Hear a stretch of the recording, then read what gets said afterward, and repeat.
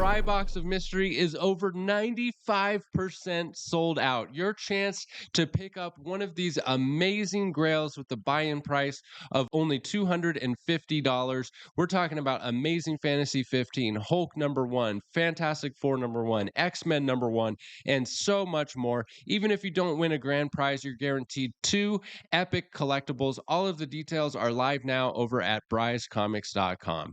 In this video, we're talking about Silver Age keys that sell instantly whenever they hit my site. We're looking at the top 5 books, and we got to set up a couple of parameters for this video because obviously when we're talking about Silver Age keys, you've got grails which are in a category of their own. I wanted to make this video a little more digestible and a little bit more relatable to everyone and not just those in the market for grails. So it's affordable Silver Age keys that we're going to focus in this video. And we're going to talk about some really interesting things that have to do with the collectability of comics that I think will help make you a wiser investor, speculator, and collector. No matter which one of those categories you fall into, I think that this video might be helpful because that's what this channel is all about. If this kind of content is helpful to you, please consider hitting subscribe. If you leave a like and a comment down below, it'll enter you to win our monthly giveaway here on the YouTube channel. And if you head over to bryscomics.com and sign up for the newsletter over there, you're entered to win a free slab each and every month, and it's where you get first access to new mystery boxes and new collections as they come through the shop. Also, don't forget to follow me over on Whatnot. There's a link down in the description for $15 towards your first purchase on Whatnot. I have a ton of slab shows and awesome fun stuff going on over at Whatnot. I'm always giving away hundreds and hundreds of dollars. And if you use that code and sign up for the first time, you can come by and pick up a free book because I'll have books in the Buy It Now at every show for $15.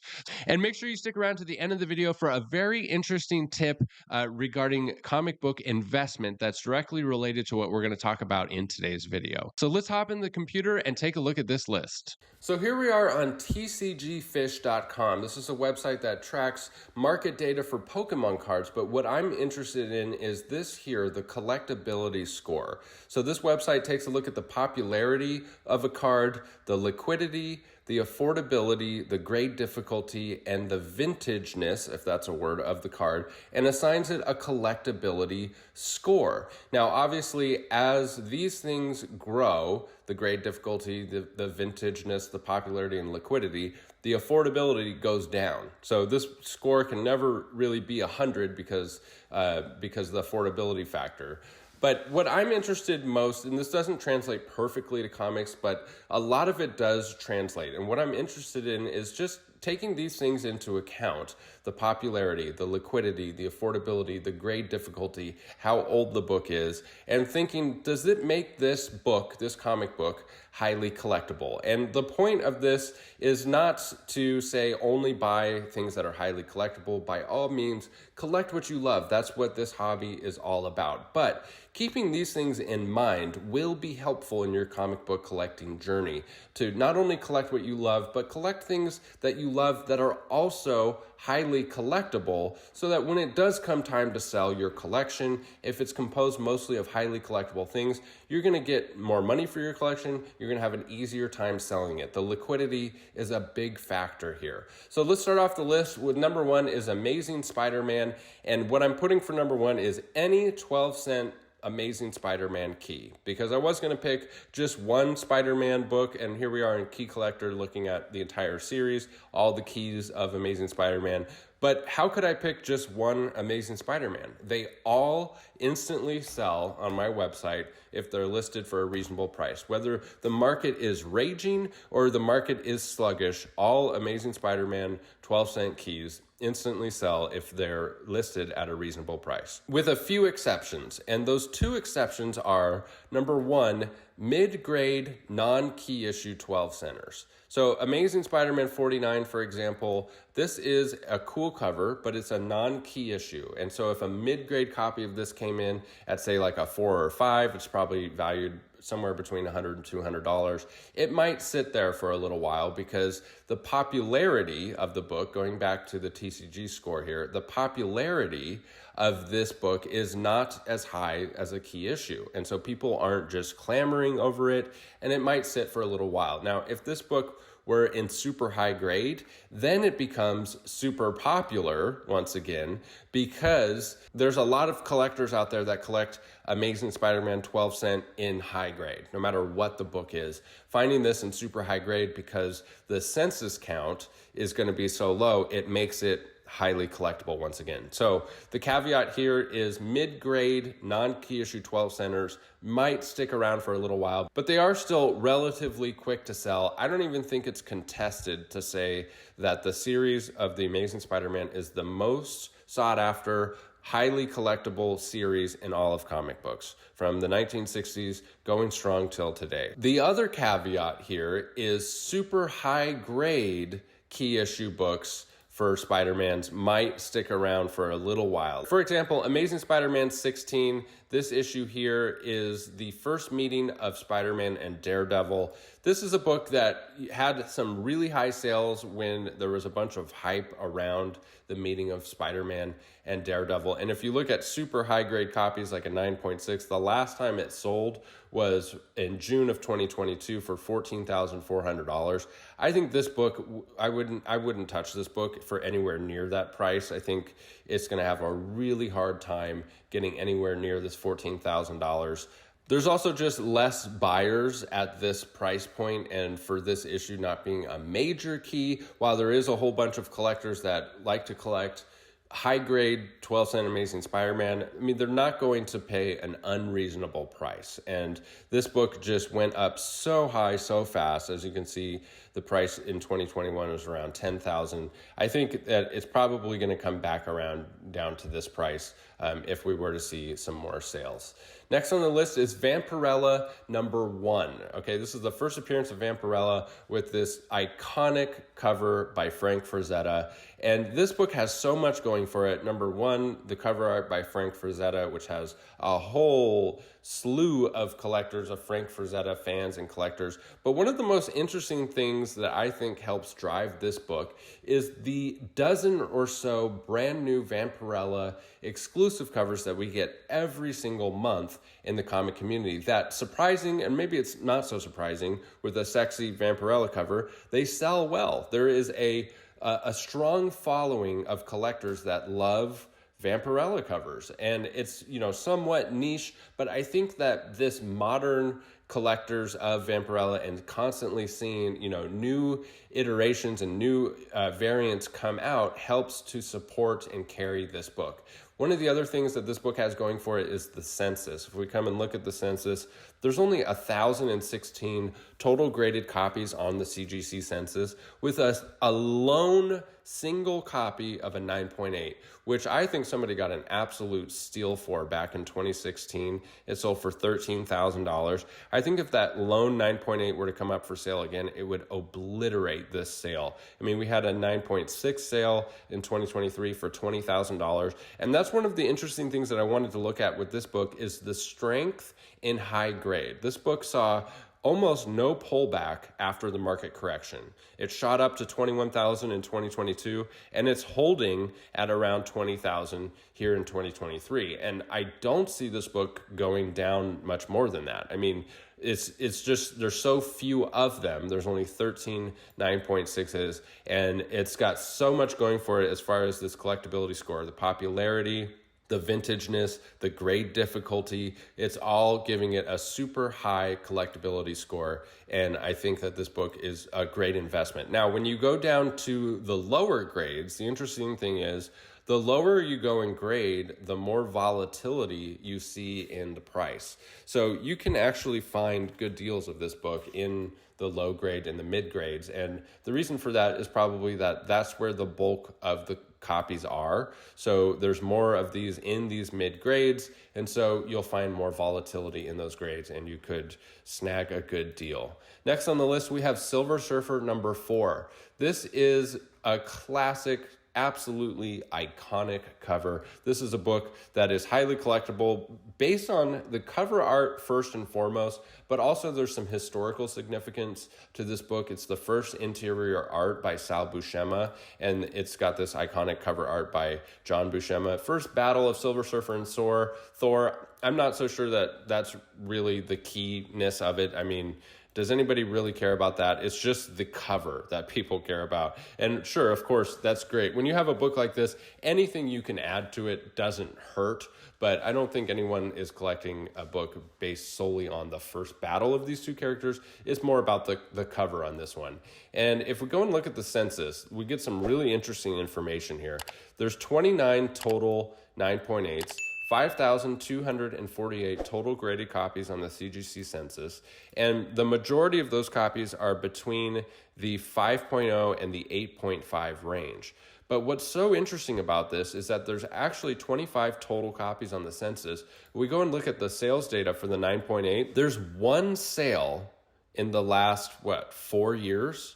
Going back to 2019, there's only one sale. We had no sales in 2020, no sales in 2022, no sales in 2023. People that have, and there's 29 9.8 copies of this out there.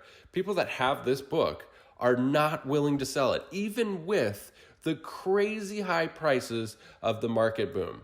Even when people saw this book hit $90,000 on Heritage in 2021 for a 9.8, which, mind you, prior to that, the highest sale was $16,000. So seeing it jump from $16,000 to $90,000, still 29 collectors or investors that have this book in their collection were like, nope, that's not enough of an increase for me to sell this book. I think that speaks volumes to the popularity of this book, that people aren't willing to sell their copies. When they have one, it's like if you have a 9.8, how are you ever going to get it back, right? And they just can't live with the fact of selling it. I thought that was incredibly interesting point of data there, is so few sales in the 9.8 range. But if we go down to the more common range, there's what I see when I look at this graph is strength. Okay, we have the market correction, and from right here is where I'm interested in, is basically 2023. What's happening in 2023 is it sold for 1,000 in January, and it also sold for 1,000 in June, and then of course we have a little bit of variation in between there, but overall, what I see here is strength, consistency around the $800,000, $900,000 range for this book. So the cover of this book is holding this book in that highly collectible range. I think it's a great investment and an absolute gem to add to your collection. I had 2 copies come through the shop recently, an 8.5, they hit the website, sold almost immediately, and a 9.6, one of the nicest copies I've ever seen, that was traded away. Congratulations to that collector who picked up that amazing trade. Next on the list, we have Avengers 57, the first appearance of Vision. And I think that even more significant than the first appearance of Vision is the cover art on this. This iconic, absolutely iconic cover art, unique cover art that just every time you see it, it's striking, it sticks out in your mind. Everyone recognizes this book, and I think that's what's carrying this book so much. On the popularity scale, it's very popular. Liquidity scale, every time it hits my site, it sells almost immediately. But as far as the census and sales number, I mean, this book, there are definitely opportunities out there. The last sale here for 7.5 was 460, which was down. I think that's the lowest sale of the whole year. There's a couple here for 458. So there's definitely good deals to be had for this book because of how many there are and how often it comes up in these mid grades. I kick myself whenever I think about this 9.8 sale that happened at auction. It doesn't reflect here on GPA, but there was a 9.8 sale of $18,000. I think it was about a year ago, and I totally would have paid $18,000 for this book. I mean, that's going back to 2015 prices. But anyways, you can't cry over spilt milk. Next on the list, we have Strange Adventures number 205. This is the first appearance in Origin of Dead Man, a ghost with the ability to possess the living. And the reason I put this on the list, first and foremost, was to show DC some love and to put something that wasn't expected. This might come as a surprise to people, like, wow, this made the list of books that instantly sell. And it does. When it comes through my shop, if it's listed at a reasonable price, it sells at least within the first day or two. And if we go to the census, there's 1,283 total copies on the CGC census, most of which being in that 7.5 to 4.0 range. So mid-grade copies for this book, every time I see it come through in a collection, it's within this range. I don't think I've ever even seen one in an 8.0 or higher. And so when you look at sales, let's look at the high grade. I would consider 8.0 a high grade for this because of how few there are in 8.0 or higher. There's strength in this 8.0 range. And when you go down to the lower grades, there's way more volatility. Like you look at this 5.0, you've got a 279 sale followed by a 478, 288, 445. A lot more volatility in these lower grades. So the tip that I wanted to include here about investing that I've found, and this is anecdotally over my own personal experience, this is not investment advice. You know, if you're going to drop big money on comics, by all means, do your own research. But this is what I found, and a little tip about what I'm going to do when market conditions turn around. And the tip is that I have found, generally speaking, you're better off with multiple low grade copies of a book than a single high grade copy. So this is for investment purposes only. Okay, as far as collecting, you know, you probably want the highest possible grade you can afford. Okay, and this isn't about collecting. This is about investing, because there are people that, you know, buy and sell comics simply for the investment side of it. I think that there's an ethical way to do it. I think that it can help, you know, the health of the hobby. I don't see you know, flipping books as necessarily a bad thing. And so this is just an investment conversation. So what I've found is that the return on investment for high grade copies of a grail is usually a little bit less than the return on investment for low grade copies of that same book. And if we're going to take an example, let's look at X-Men 1, for example. I think you would be better off with 10 low grade copies of X-Men 1 for investment purposes than one high grade copy of X-Men 1. And the reason for that is supply and demand. There's more buyers at those low grade levels, and there's less buyers at that high grade level. And also, the buyers at the high grade level, at those really high price points, the people that can shell out that kind of money for comics are less affected by market conditions and the economy. So that's why you see strength in those high grade copies, like we saw with the Vampirella number 196. There's strength up there because somebody who's, you know, willing and able to drop $20,000 on a book probably isn't too concerned about the current state of interest rates. It definitely plays a role, but not nearly as much as, you know, somebody in the lower grade tier bracket. So you have higher liquidity in these low levels, and, you know, it creates somewhat of a frenzy, like we saw with, you know, the market boom with a book like X-Men 1, and so many potential buyers in that 3.0 range, and so many people competing against one another, and they finally have the funds and the ability to go pick up that grail. And usually a book like X-Men 1 is the first go-to book for a lot of people. Is like, if I could just afford it, that would be the book I would target. And you have all of this competition, and you'll see the price of a 3.0 double overnight in a raging market like that. Whereas with, you know, the high grade copy, it's just less affected by all of those factors. So just a little tidbit right there. If you're trying to time the market and buy in when you think we're going to hit bottom, which, man, it certainly seems like we've got to be really close to that point now.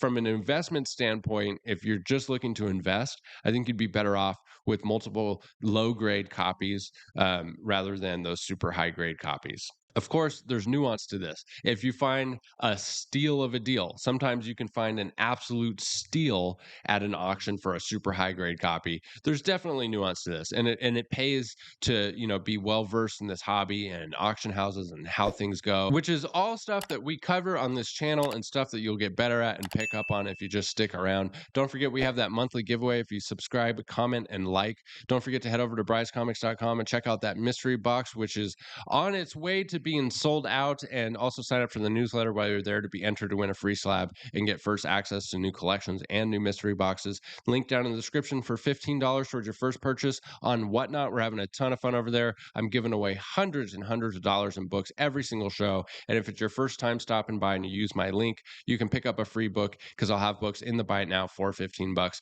Thanks as always for sticking with me to the end of this video. That we've done modern comics, we've done Bronze Age, and we've done Silver in this little video series here of the top 5 comics that instantly sell. What about Golden? Well, the problem with Golden is Well, there's no problem with golden. There's no problem with golden age books, but making a video of the top 5 ones that instantly sell, I don't even think there is 5. They just so rarely come through the shop. We'll have to rework the parameters of golden age. There's definitely a lot of tips and stuff that I have for golden age books, but it'll just be a little bit different rather than the top 5 that instantly sell. Maybe top 5 tips when it comes to collecting golden age, because there's some pitfalls to avoid, and some opportunities to look for. So stay tuned for that future video. Thanks as always for sticking with me to the end. We'll catch you in the next one. Bye.